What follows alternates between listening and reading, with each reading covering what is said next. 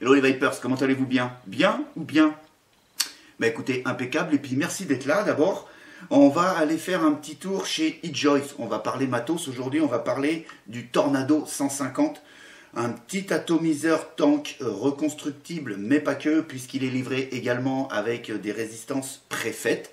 Et comme vous l'avez bien compris, un plateau RTA double coil uniquement. On ne pourra pas faire du montage simple coil sur ce plateau. On verra ça incessamment sous peu en gros plan.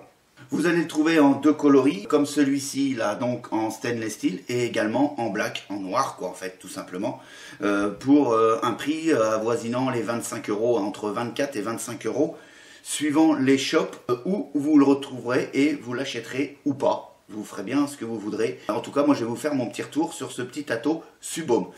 On se retrouve tout de suite en gros plan, et puis on va aller voir un petit peu les entrailles de ce Tornado 150.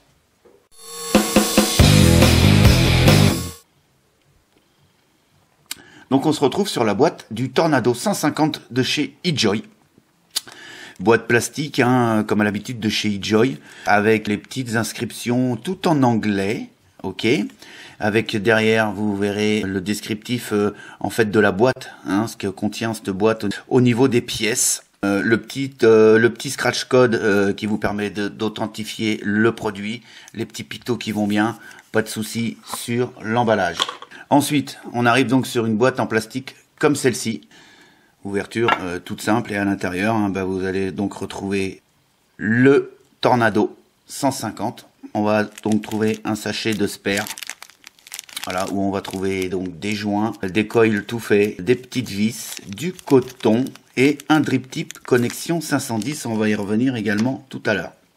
On a un Pyrex de bonne qualité. Hein, bien ébavuré, pas de souci. Maintenant, c'est une habitude. Hein, tous les Pyrex sont quasiment tous nickel. On a donc une résistance préfaite, celle-ci. Alors, vous voyez, avec du gros câble à l'intérieur, puisque on a le caoutchouc ici qui est l'isolant, là, qui ressort quand même pas mal. Voilà un petit peu les résistances. Alors, c'est du costaud. On va regarder ça ensemble, mais on va être sur du 0.25 ohm en SS316. Il vous donne une plage d'utilisation préconisée entre 40 et 80 watts. Ouais, j'ai même mes réserves sur le 80 watts, mais pourquoi pas à tester, hein, on va voir ça par la suite. Pour finir, on va tomber donc sur le plateau RTA. Plateau RTA d'un diamètre de 18 mm. Double coil, et uniquement double coil parce que, ouais, on va dire malheureusement, hein, on n'a pas d'obturateur pour venir fermer un airflow pour pouvoir monter du single coil. Peut-être un petit peu dommage, mais en tout cas c'est comme ça. On va s'apercevoir qu'on a des vis avec des têtes avec des empreintes plutôt costauds qui vont favoriser le montage et éviter de foirer les têtes. En fait, c'est plutôt pas mal. C'est plutôt pas mal du tout. On va s'apercevoir ici qu'on a de grandes arrivées de liquide. Hein, c'est plutôt balèze. Voilà, hein, il n'y a rien de particulier. Les petits joints d'étanchéité qui vont bien. Et c'est également aussi, c'est devenu des montages qu'on voit partout au niveau des résistances, ce genre de plateau, de connexion. Voilà, on s'apercevra qu'on a aussi deux grosses arrivées d'air. Ça respire. Et puis pour finir l'unboxing, on a le petit tournevis ici. Voilà, j'enlève la mousse. Petit tournevis cruciforme, comme d'hab, hein, qui rentre très très bien. Voilà, ce que je vous parlais tout à l'heure des empreintes de vis. Voilà, ça rentre vraiment profond. Ça va éviter de les foirer. Pas mal, bravo, bravo eJoy. Ensuite, au fond, eh ben, on va voir la petite carte de garantie avec toute une explication qu'on comprend tous. Il n'y a pas de souci, hein, tout en anglais. Voilà, unboxing terminé. On va donc passer sur l'Ato. Maintenant, on va commencer donc par le drip tip. Donc là, on est sur un drip top en Delrin qui sert également de top cap. Hein, si on le dévisse, voilà. Donc, finition nickel, y a pas de souci. Hein. Donc l'avantage du Delrin, c'est que ça va servir de dissipateur de chaleur, parce qu'on est quand même sur un atteau relativement petit. Donc on est sur un atteau de 25 mm de diamètre, avec une hauteur de 39 mm top cap compris, d'accord, donc top cap et drip top compris, pour un poids de 42 grammes. Une contenance de 4,2 ml avec les résistances préfaites qui sont d'un diamètre inférieur au plateau reconstructible. Donc avec le plateau RTA, on aura une quantité moindre, beaucoup moindre, parce que le plateau reconstructible est quand même beaucoup plus gros que la résistance. Ensuite, bon, avant de le démonter, on va faire le tour de l'atteau. Donc le Pyrex ici, pas de souci, hein. Donc on a un joint d'étanchéité qu'on peut voir ici en haut, 2 joints sur le bas, nickel. On a une bague de réglage d'airflow, voilà, plutôt ferme, hein, qui ne devrait pas bouger, impeccable, nickel.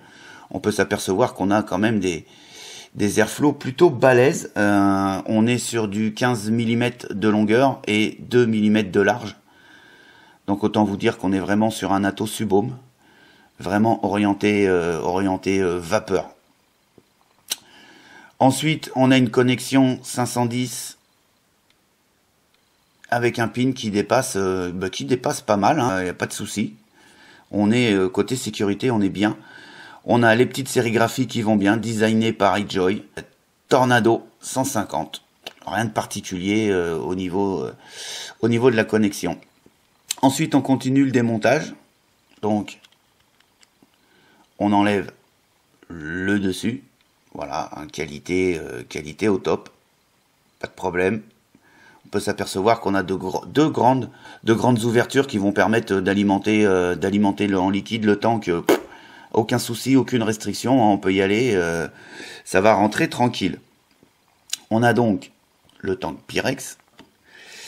On a la résistance préfaite. Donc on a 2 résistances préfaites plus le plateau RTA. Celle-ci, c'est une 0.3 ohm. Toujours en stainless steel, et là il préconise entre 80 et 150 watts. À voir, hein, on va voir ça en faisant les essais, pas de souci. Voilà, bon bah qualité au top, hein. C'est plutôt pas mal. Alors on peut s'apercevoir, je sais pas si on va bien le voir, au niveau du montage, vous voyez là, on a du montage fil résistif, non résistif quand même, hein. Vous voyez les soudures? Donc on doit être en parallèle, puisque je vois 2 pattes qui ressortent là au niveau du pôle positif. Ouais, c'est ça, 2 fils. On est bien en parallèle. Ok. Donc résistance en parallèle. Ouais, ce qu'on peut voir aussi également, ouais, on aurait pu le voir directement par le dessus, vu le nombre de spires. On est d'accord. Voilou. Ben écoutez, on va se faire un petit montage sans plus attendre, hein. On va monter le plateau RTA à la place des résistances. Voilà ce que ça donne.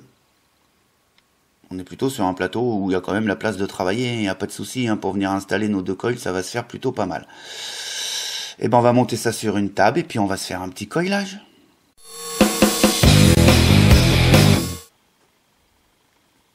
Donc, eh bien, on va se monter ça sur la table. Voilà, et puis ben, on va tout simplement venir poser les 2 coils qui sont livrés avec l'atteau. Comme ça, on va faire la totale.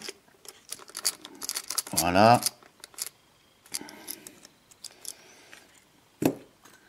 Donc, on va prendre les coils de chez eJoy.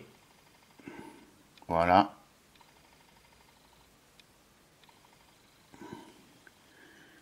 Donc on en place un d'un côté. Alors on n'est pas sur un plateau type Velocity, ce qui est un petit peu aussi dommage. On s'est habitué quand même au plateau type Velocity. Ça facilite quand même le montage, surtout en double coil, bien évidemment, vous l'aurez compris. Mais bon, c'est pas non plus une galère phénoménale, hein. Là, je les place comme ça. Vite fait, bien au-dessus quand même de mes airflows. Je les tiens de chaque côté, et puis ensuite je vais venir visser mes vis. Voilà pour l'autre côté. N'hésitez pas à serrer parce qu'on est sur des gros fils. Donc, bien serré. Il n'y a pas de souci avec les vis pour serrer. Ça se passe très très bien. Et puis ensuite, eh bien, on va venir placer les coils comme on veut qu'ils soient placés. Donc, on va être sur du 3 mm de diamètre au niveau des coils. Donc voilà, on règle un petit peu la hauteur. On se met bien au-dessus des arrivées d'airflow. Voilà. Pareil de l'autre côté. Voilà, dans un premier temps, on est pas mal. Ensuite, on va venir donc couper les excédents de câbles.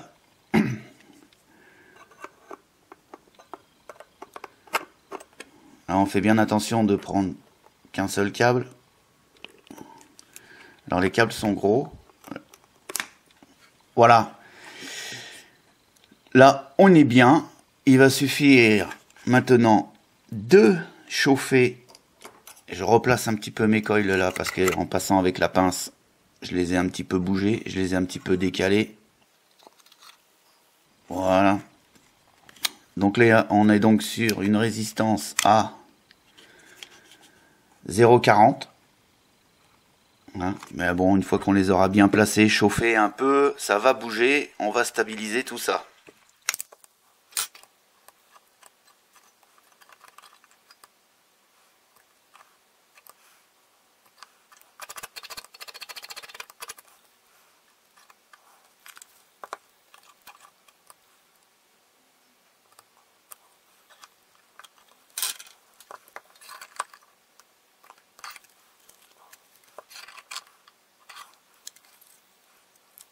Et ben voilà, là on est pas mal et on nous dit qu'on a donc une résistance de...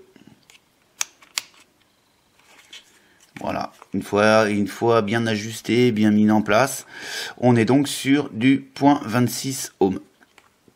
Mais maintenant il ne reste plus qu'à faire le cotonnage. On va donc passer au cotonnage. Donc j'ai préparé les petites mèches, on va donc installer ça directement confortablement dans les coils. Voilà. Impeccable. L'autre côté, idem. Voilà. Voilà ce que ça donne. Alors, on va venir couper l'excédent de coton. Le but du jeu, en fait, c'est de les faire arriver pile poil ici, hein, sur la base d'arrivée des joists, là. Dans chaque rainure, les 4 rainures.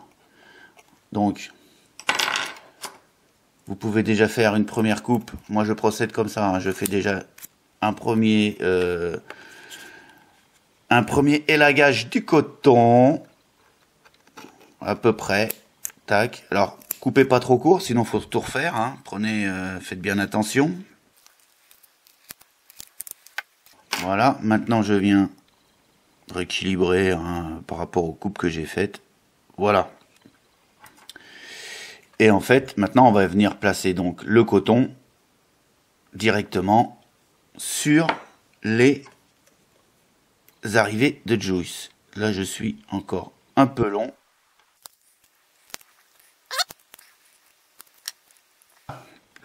Ce que je fais maintenant, moi, pour m'aider à placer le coton, c'est que je vais tout de suite venir y mettre un peu de joist.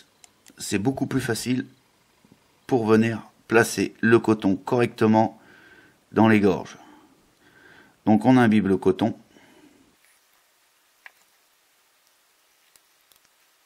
Voilà, une fois imbibé comme ça, c'est beaucoup plus facile. Placer le coton correctement. Hein, alors ne pas en mettre de trop. Ça ne sert à rien et vous serez embêté pour remettre la chambre d'atomisation. Et si vous en mettez trop, ça va être trop serré et vous allez forcément avoir du dry heat. On en revient toujours au même, le cotonnage. Voilà, là je dirais que je suis pas mal. Ça me va plutôt pas mal. Alors vous verrez, pour remettre la cloche d'atomisation, c'est pas tout à fait évident. Pourquoi? Parce que vous voyez les filetages là, En fait, il n'y en a pas beaucoup. Comme les arrivées de Joule sont assez larges, pour choper le pas de vis, c'est un petit peu compliqué. C'est pas infaisable non plus, hein, c'est pas une mission, hein, mais et allez-y tranquille pour pas venir foirer le filetage. Voilà, donc vous faites un petit coup en arrière, un petit coup en avant pour prendre le filetage. Voilà. On serre bien la chambre d'atomisation. Ah, on est pas mal là. Donc maintenant, eh ben, il ne nous reste plus qu'à remonter donc le tank. On va tous. Alors, je voulais vous faire voir aussi au niveau de la cheminée. Vous avez vu, on a une cheminée hyper courte, une chambre d'atomisation plutôt réduite, ce qui va nous donner un rendu de saveur tout simplement génial sur ce petit Tornado 150. On va donc remonter le Pyrex. On va remonter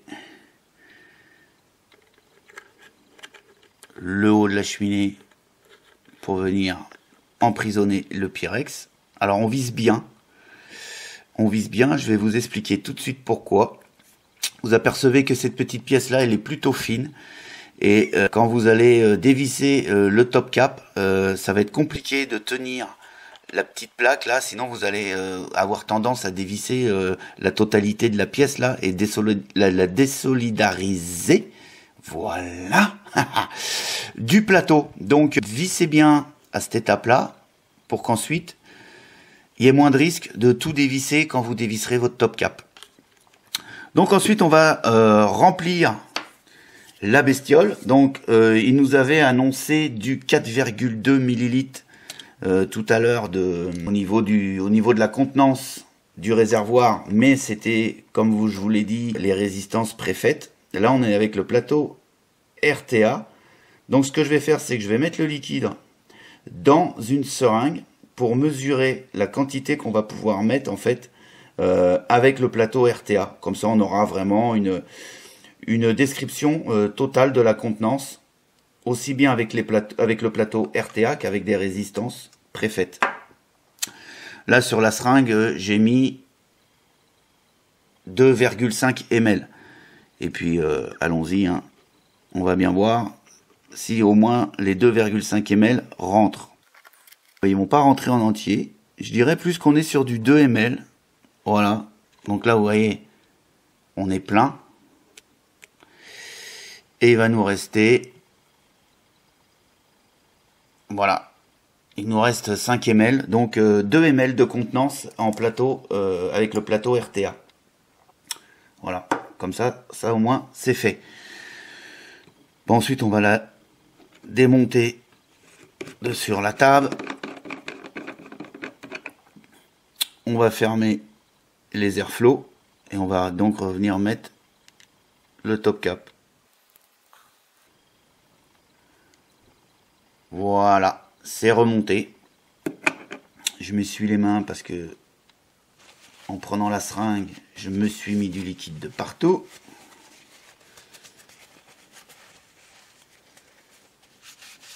Voilà, c'est mieux. Et puis ensuite, on va ouvrir les airflows pour voir ce que ça donne. Et puis là, on n'a pas de fuite, hein, on n'a que dalle. On est plutôt pas mal. Ce qu'on va faire, c'est que maintenant, on va se faire un petit essai de vape. Donc, je vais monter ça sur ma box. Hop. J'ai monté ça sur la Trax, une revue à venir, la Trax de chez Jewel. La revue viendra bientôt et voyons un peu. Ça va pas mal.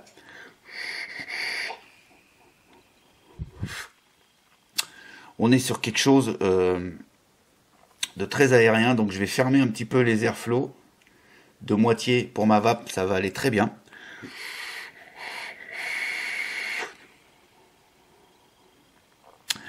Écoutez, on se retrouve en gros plan, puis on voit un petit peu ce que ça donne. À tout de suite.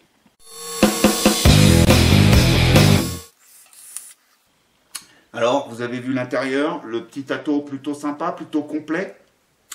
Donc diamètre 25, là je l'ai là monté sur ma Relo. Donc 25, on commence à monter pas mal dans les diamètres de tous ces petits atos orientés plutôt subaume hein, quand même. On va voir ça tout de suite. Un excellent rendu de vapeur. Là je suis à 70 watts sur une résistance de 0,20 ohms sur le plateau RTA. On va monter allègrement, on va passer sur du, allez tout de suite, du 90 watts. Voilà, 90 watts. Hein. C'est parti.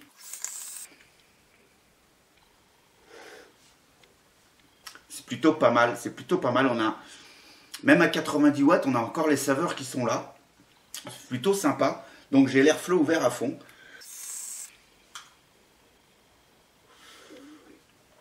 Voilà, très clairement, on est sur un ato subaume. Je suis monté qu'à 90 watts. On peut monter bien plus haut. Il n'y a aucun souci. Je vais faire un petit essai. Je suis là donc à 120 watts.